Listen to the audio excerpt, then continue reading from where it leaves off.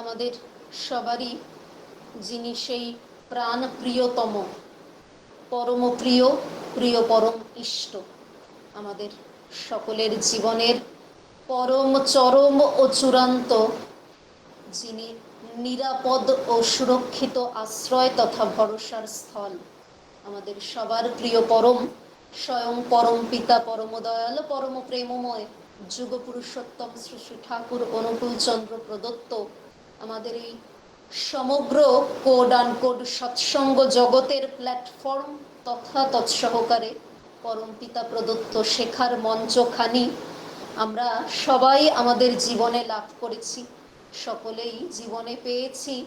আমাদের জন্ম জন্মান্তরের এক অশেষ অমোঘ অমেয় পুণ্য ও মহাস্বীকৃতির ফলে স্বয়ং পরম পিতারই অহৈতুকী দয়ায়, তারই অহৈতুকী কৃপায়। আর তাই আমাদের সবার জীবনগুলোতেই যেন এই দিব্য মহতি মহামঞ্চখানি স্বয়ং পরম পিতা প্রদত্ত সেই দিব্য মহতি মহামিলন ক্ষেত্র স্বরূপ হয়ে উঠতে পারে, তার গুরু দায়িত্ব ও কর্তব্য আমাদের প্রতি প্রত্যেকজন সৎসঙ্গী গুরু ভাই বোনের কাঁধেই বর্তায়।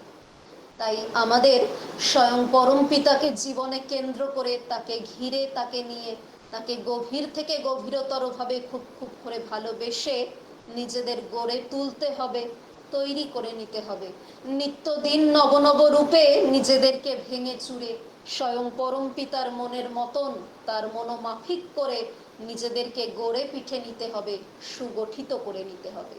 আর তার জন্যই তো আমার প্রিয় পরম স্বয়ং পরম পিতা, পরম দয়াল, পরম প্রেমময় শ্রী শ্রী ঠাকুর প্রদত্ত তার সেই দিব্য মহতি অমোঘ অমীয় অপূর্ব অসাধারণ তথা অনন্য সাধারণ সাবধান বাণীখানির সু উল্লেখ করে দিয়ে আমার পরম পিতা তার সেই দিব্য মহতি শ্রীকণ্ঠ হতে, তার শ্রীমুখ হতে তারই সুদৃপ্ত ও সুদৃঢ় উচ্চারণের ভাবভঙ্গিতে বারংবার করে আমাদের সকলেরই প্রকৃত পরম মঙ্গল ও কল্যাণের স্বার্থে, আমাদের সবারই ভালোর তরে ভালোর উদ্দেশ্যে, ভালোর জন্যই তিনি বারংবার করে বিশেষ করে বিশেষভাবে উল্লেখ করে বললেন।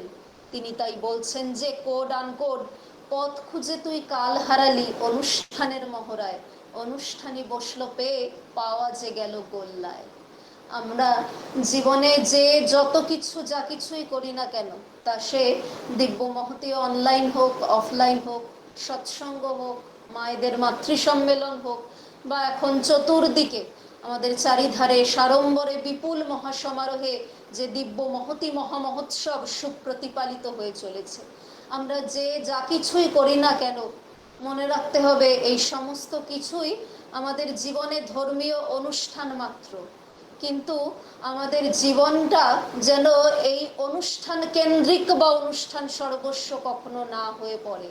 সবার জীবনগুলোতে যেন সেই প্রাণ প্রিয়তম, পরম প্রিয়, প্রিয় পরম ইষ্ট যিনি, তিনি প্রাইমারি বা মুখ্য হয়ে ওঠেন। আর অন্যান্য সমস্ত কিছু আমার নিজের যাবতীয় ব্যক্তিগত সাংসারিক স্বররিপু ও সাংসারিক বৃত্তি প্রবৃত্তি, এই সমস্ত কিছুই যেন হয়ে থাকে সেকেন্ডারি বা গৌণ। এই সমস্ত কমপ্লেক্স তথা তৎসহকারে জটিলতাগুলোকে জীবনে সেকেন্ডারি বা গৌণ করে রেখে, সেগুলোকে জীবনে গৌণ করে ফেলে আমার ইষ্টকে আমার জীবনে আমায় মুখ্য করে গড়ে তুলতে হবে। আর তেমনতর রূপে যাতে গড়ে তুলতে পারি, তার জন্যই এইবার এসে স্বয়ং আমার পরম পিতা আমাদেরকে কতগুলো ছোট ছোট তুক সুপ্রদান করে দিয়ে গেলেন। তিনি আমাদের দিয়ে গেলেন তার পঞ্চমহানীতি অর্থাৎ পঞ্চমহাযজ্ঞ, অর্থাৎ যজন যাজন ইষ্টভৃতি সস্তায়নীয় সদাচার ব্রত। এইবার এসে তিনি আমাদের সুপ্রদান করে দিয়ে গেলেন তার মৃত্যুঞ্জয়ী মহৌষধি মহামন্ত্র মহানাম, এবং সর্বোপরি তথা সর্বশেষে আমাদের ওই নাম ধ্যান পরায়ণ তথা তৎসহকারে সঠিক যথোপযুক্ত প্রকারে ইষ্টভৃতি পরায়ণ হয়ে থাকার পাশাপাশি, তেমনতর রূপে তেমনতর ভাবে চলার পাশাপাশি তিনি আমাদের ধরিয়ে দিয়ে গেলেন, বলে বুঝিয়ে দিয়ে গেলেন, করে করিয়ে শিখিয়ে দিয়ে গেলেন যে কোড আনকোড করাই পাওয়ার জননী। কৃপা কথার অর্থ বা তার মানেই হচ্ছে ওই কোড আনকোড ক্রিয়া শব্দ তথা ধাতু থেকে আসা, করে পাওয়া।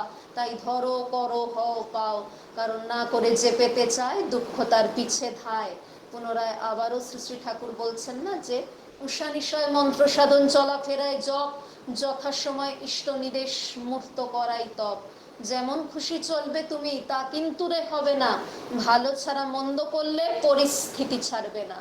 বিধির নিয়ম পালবি যেমন যতটা বা যতটুকু, সব মিলিয়ে কেটে ছেটে পাবিও ফল ততটুকু।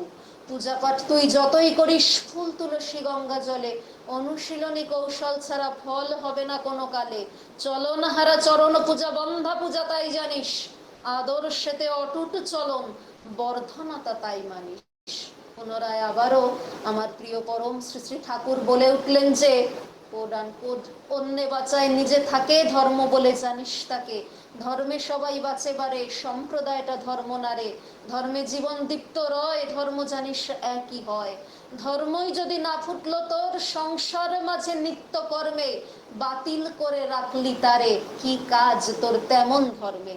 যে আচরণ বাক্য কর্ম বাঁচাবার আর উৎস হয়, তারেই জানিস ধর্ম বলে, নইলে ধর্ম কিছুই নয়। সুতরাং এইবার আমার প্রিয় পরম স্বয়ং পরম পিতা পরম দয়াল পরম প্রেমময় শ্রী শ্রী ঠাকুর তিনি আমাদের কাছ থেকে আর ওই চরণ পূজা চাইলেন না। ওই ধূপ ধুনো ধূপকাঠি জল বাতাসার চরণ পূজার পরিবর্তে তিনি এইবার আমাদের কাছ থেকে চাইলেন আমাদের চলন পূজা। আমরা যেন ওই চলন পূজায় নিজেদেরকে অভ্যস্ত ও সুরক্ত করে তুলতে পারি, তাহলে সেটাই হবে আমাদের প্রকৃত ধর্মচর্চা। আর তবেই আমরাও হয়ে উঠব প্রকৃত রূপে কোড আনকোড ধার্মিক বলতে যা কিছু বোঝায় ঠিক তেমনতর ভাবেই। আমরা সবাই স্বয়ং পরম পিতার মনের মতন তার মনোমাফিক একজন প্রকৃত ভক্ত বা শিষ্য হয়ে উঠতে পারবো কিনা জানি না, তবে প্রকৃত নিষ্কাম খাঁটি বাস্তববাদী শ্রী শ্রী ঠাকুরের মানুষ অতি অবশ্যই নিশ্চয়ই করে হয়ে উঠতে পারবো। আমরা অতি অবশ্যই নিশ্চয়ই করে স্বয়ং পরম পিতার মনের মতন তার মনোমাফিক করে নিজেদেরকে গড়ে তুলতে পারবো, তেমনতর ভাবেই গড়ে উঠতে পারবো। আমাদের আসামের করিমগঞ্জ মন্দির রয়েছে, সেই আসামের করিমগঞ্জ সৎসঙ্গ কেন্দ্র শ্রীমন্দিরে একবার সস্ত্রীক তথা সপরিবার সেখানে গিয়ে পৌঁছেছেন। সেখানে উপনীত হয়েছেন আমাদের সমগ্র সৎসঙ্গ জগতের যিনি পরম পিতার তৃতীয় পুরুষ, অর্থাৎ আমাদের পূর্ববর্তী আচার্যদেব পরম পূজ্যপাদ শ্রী শ্রী দাদা। তা আমাদের আসামের করিমগঞ্জ মন্দিরের যিনি ইনচার্জ, তিনি শ্রী শ্রী ঠাকুরের একজন একনিষ্ঠ পূত পবিত্র পাঞ্জাধারী কর্মী, শ্রী শ্রী ঠাকুরের একজন প্রকৃত পরমপ্রিয় ভক্ত, তার পরমপ্রিয় শিষ্য তথা সেবক শ্রদ্ধেয় কাজুদা। শ্রদ্ধেয় এসপিআর কাজুদা যখন আমাদের পরম পূজ্যপাদ শ্রী শ্রী দাদার সমীপে সেখানে এসে উপনীত হয়েছেন, সেখানে পৌঁছেছেন, সেখানে বসে রয়েছেন।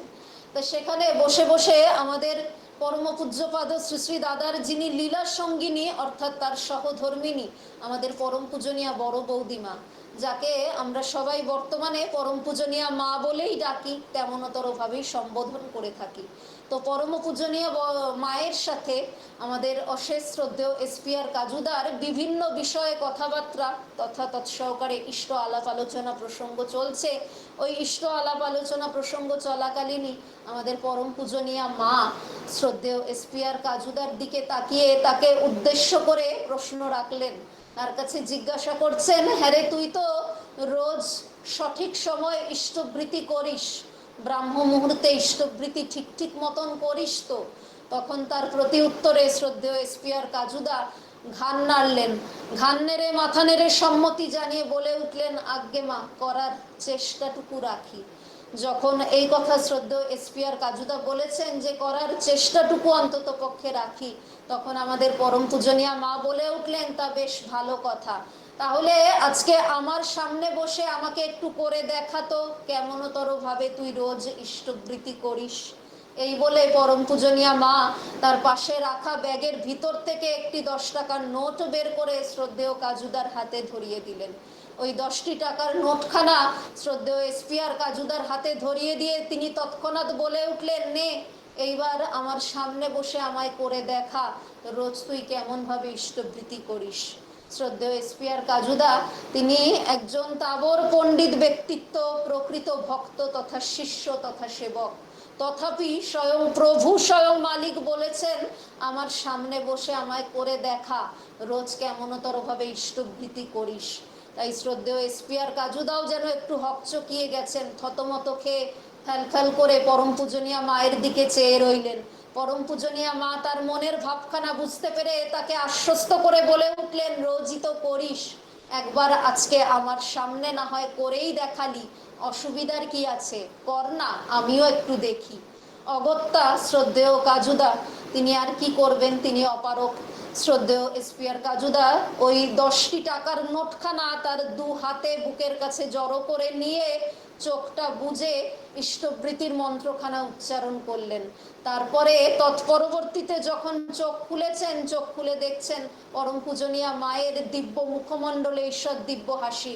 তিনি তার দিব্য মুচকি হাসিখানা হাসতে হাসতে বলে উঠলেন, ইষ্টবৃত্তির মন্ত্রখানা তো বেশ ভালোই মুখস্থ আউড়ে গেলি, ওই মন্ত্রখানা যে দিব্য তোর মগজস্থ হয়েছে, তোর মজ্জাগত হয়েছে, মুখস্থ রয়েছে, তা তো বোঝাই গেল, কিন্তু এই যে ইষ্টবৃত্তি করলি, ইষ্টবৃত্তি করার সময় দু চোখ যে বন্ধ করলি, ওই দু চোখের মাঝখানে আমাদের তৃতীয় নয়ন, সেই তৃতীয় নয়নে কি দেখতে পেলি? ঠাকুরকে দেখতে পেলি কি? শ্রদ্ধেয় কাজুদা মাথা নাড়লেন, ঘান নেড়ে সম্মতি জানালেন, না, দেখতে পাইনি। তৎপরবর্তীতে পরম পূজনীয়া মা বললেন, শ্রী শ্রী বড়দাকে দেখতে পেলি? এইবারও তিনি বললেন, না, দেখতে পাইনি। শ্রী শ্রী দাদাকে দেখতে পেলি? বাবাইকে দেখতে পেলি? এইবারও শ্রদ্ধেয় কাজুদা বলে উঠলেন, আজ্ঞে না, দেখতে পাইনি। তখন পরম পূজনীয়া মা তৎক্ষণাৎ বলে উঠলেন, তা ইষ্টবৃত্তিটা করলি কোথায়? শূন্যে, ফাঁকা জায়গায় ইষ্টবৃত্তি করলি? যেই মুহূর্তে পরম পূজনীয়া মা এই কথা বলেছেন, শ্রদ্ধেয় কাজুদা চুপ করে রয়েছেন, তিনি বাকরুদ্ধ।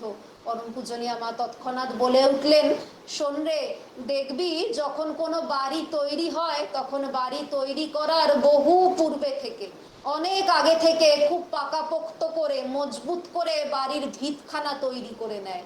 কারণ বাড়ির ভিতখানা যদি নড়বড়ে হয়, তাহলে তার উপরে কোনো মজবুত ইমারত বা পরিকাঠামো দাঁড়াতে পারবে না, বাড়িখানা ভেঙে পড়বেই পড়বে। ঠিক তেমনই ভাবে আমাদের এই যে অস্থির ও চিরচঞ্চল মনখানা রয়েছে না, এই মনখানাকে আগে ওই দিব্য মহতি পরমপ্রিয় ইষ্টপদ প্রান্ততলে, আমার ইষ্ট লক্ষ্যে আমায় চিরস্থির ও চির অবিচল করে নিতে হবে। তৎপরবর্তীতে তো ইষ্টবৃত্তি। তাই আমাদের শুধুমাত্র কথায় বড় হলে হবে না, ইষ্ট কামেও বড় হতে হবে, কর্মেও বড় হতে হবে। ঠিক সেই কারণেই শ্রী শ্রী ঠাকুর বলেছেন যে, কর্ম নাই চিন্তা সৎ, পাথর পেছল নরক পথ। কথায় পটু কাজে কম, নিজেই হয় নিজের জম। যে বলায় কম কাজে বেশি, সেই প্রথম শ্রেণীর কর্মী। যে যেমনি বলে তেমনি করে, সে মধ্যম শ্রেণীর কর্মী। যে বলে বেশি কাজে কম, সে তৃতীয় শ্রেণীর কর্মী। আর যার বলতেও আলস্য, করতেও আলস্য, সেই অধম। তাই আমাদের ওই প্রকৃতভাবে প্রথম শ্রেণীর কর্মীটাই যদি হয়ে উঠতে হয়, পরম পিতার মনোমাফিক তার মনের মতনই যদি হয়ে উঠতে হয়, তাহলে প্রতি প্রত্যহ কি করতে হবে? রোজ গভীর থেকে গভীরতর ভাবে নাম ধ্যান পরায়ণ হয়ে চলতে হবে, খুব খুব করে নাম ধ্যান করতে হবে। নাম ধ্যান করতে করতে পরম পূজনীয়া মা বলছেন, এক সময় দেখতে পাবি কুলকুণ্ডলিনী জাগ্রত হয়ে যাচ্ছে। আর কুলকুণ্ডলিনী জাগ্রত হয়ে গেলে তখন ওই দু চোখ বন্ধ করে যখন ইষ্টবৃত্তি করবি, তখন দু চোখের মাঝখানে আমাদের তৃতীয় নয়ন, সেই তৃতীয় নয়নে দেখতে পাবি স্বয়ং প্রিয় পরম পরম পিতা, পরম দয়াল, পরম প্রেমময় শ্রী শ্রী ঠাকুরকে দেখতে পাবি। শ্রী শ্রী ঠাকুরে বিলীন হয়ে যাচ্ছেন শ্রী শ্রী বড়দা, শ্রী শ্রী ঠাকুরে বিলীন হয়ে যাচ্ছেন শ্রী শ্রী দাদা, শ্রী শ্রী ঠাকুরে বিলীন হয়ে যাচ্ছে বাবাই। যেই মুহূর্তে পরম পূজনীয়া মা এই কথা বললেন, বলতে বলতে তৎক্ষণাৎ পরম পূজনীয়া মা বলে উঠলেন, এইভাবে করতে পারলেই প্রকৃত ইষ্টবৃত্তি করা হয়, প্রকৃত ইষ্টার্ঘ নিবেদন করা হয়। কারণ ঠাকুর তো টাকার কাঙাল নন, তিনি তো পয়সা বা অর্থের কাঙাল নন, তিনি কিসের কাঙাল? প্রেমের কাঙাল, ভালোবাসার কাঙাল, মানুষ ভিখারি, মানুষ কাঙাল, রাজাধিরাজ। তাই আমরা ওই 1 টাকা 2 টাকা 5 টাকা 10 টাকা, রোজ 1 টাকা আর মাসের শেষে 30 দিনের দিন 30টা টাকা তাকে ইষ্টবৃত্তি বা ইষ্টার্ঘ নিবেদন করি না। আমাদের অন্তরের গভীর থেকে গভীরতর প্রেম, প্রীতি, ভালোবাসা, ভক্তি, আমাদের অন্তরের অন্তঃস্থলের গভীর থেকে গভীরতর আকুতির টানটুকুই রোজ ইষ্টভৃতি বা ইষ্টার্ঘ রূপে আমাদের দিব্য মহতি পরমপ্রিয় ইষ্টপদ প্রান্ত তলে আমরা নিবেদন করে চলি। তাই এমনতর ভাবে করতে পারলেই প্রকৃত রূপে ইষ্টভৃতি করা হয়, নচেত সমস্তটাই বৃথা ব্যর্থ আড়ম্বরে পর্যবসিত হয়। তাই পরম পিতার যিনি জ্যেষ্ঠ আত্মজ ছিলেন, তার আদরের বড় খোকা আমাদের পরম পূজ্যপাদ শ্রী শ্রী পিতৃদেব শ্রী শ্রী বরদা সবসময় বলতেন, খুব ভালো হয় যদি ইষ্টবৃতি করার সময় খুব আকুতি নিয়ে কেঁদে কেঁদে ইষ্টবৃতি করতে পারা যায়। এই আকুতির প্রকাশটুকুই ইষ্টবৃতি করা, ওটাই প্রকৃতভাবে ইষ্টার্ঘ নিবেদন করা, অন্য আর কিচ্ছু নয়। আর এটা করা কখন সম্ভব হবে? কারোর পক্ষে সহজ নয়। আমি বলছি, আমি নিজেও করতে পারি না, কিন্তু চেষ্টা চালিয়ে যেতে হবে, লেগে থাকতে হবে। তাই পরম পূজ্যপাদ শ্রী শ্রী বরদা বলতেন, এই চেষ্টা করতে করতে লেগে থাকতে থাকতে আমরা সুসফল হব তখনই যখন আমরা গভীর থেকে গভীরতর ভাবে নাম ধ্যান পরায়ণ হয়ে চলবো, যখন খুব খুব নামময় হয়ে থাকবো, কারণ নাম আর নামই চির অভেদ। তাই পরম পূজ্যপাদ শ্রী শ্রী বরদা বলছেন, নামময় হয়ে থাকলে তার অন্তরের অন্তঃস্থলে সে স্বয়ং পরম পিতাকে অনুভব করতে পারে। স্বয়ং পরম পিতা তখন তাকে গাইড করে দেন, কোথায় কেমনতর ভাবে চলতে হবে, কি কি প্রকারে কেমনতর রূপে ভাবে প্রকারে ও মাধ্যমে আচার আচরণ করে চলতে হবে। It is just like a sport. পরম পূজ্যপাদ শ্রী শ্রী বরদা বললেন, নামময় হয়ে থাকতে পারলে করতে করতে এমন হয়, চলায় ফেরায় নাম জপ করতে করতে এমনতর হয় যে তখন খুব সহজ সরল স্বচ্ছ সাবলীল একটা খেলাধুলার মতো বলে মনে হয়। এমন একটা সুকৌশলে সেটা পরিণত হয় যে আমরা ওই নামেই চির অভ্যাসে অভ্যস্ত হয়ে উঠতে পারি ও তাকেই সুরক্ত করে নিতে পারি। তাই তো আমার প্রিয় পরম স্বয়ং পরম পিতা পরম দয়াল পরম প্রেমময় শ্রী শ্রী ঠাকুর ও তার শ্রীহস্ত লিখিত মহাপবিত্রতম আকর গ্রন্থ সত্যানুসরণে আমাদের সকলের জন্য সবার মঙ্গল ও কল্যাণের তরে, সবার প্রকৃত পরম মঙ্গল ও কল্যাণের তরে, সবার ভালোর তরে, ভালোর উদ্দেশ্যে, ভালোর জন্যই তাই বারংবার করে বিশেষ করে বিশেষভাবে উল্লেখ করে দিয়ে বললেন, তিনি তাই বলছেন না যে কোড আনকোড নামে মানুষকে তীক্ষ্ণ করে আর ধ্যানে মানুষকে স্থির ও গ্রহণক্ষম করে। পুনরায় আবারও শ্রী শ্রী ঠাকুর বললেন যে কোড আনকোড নাম ততই তোর লাগবে মধুর, নাম প্রীতি তোর বাড়বে যত, তার গুণেতে গুণান্বয়ে প্রীতি কৃতি হবি তত। তাই আমাদের নামময় হয়ে থাকতে হবে।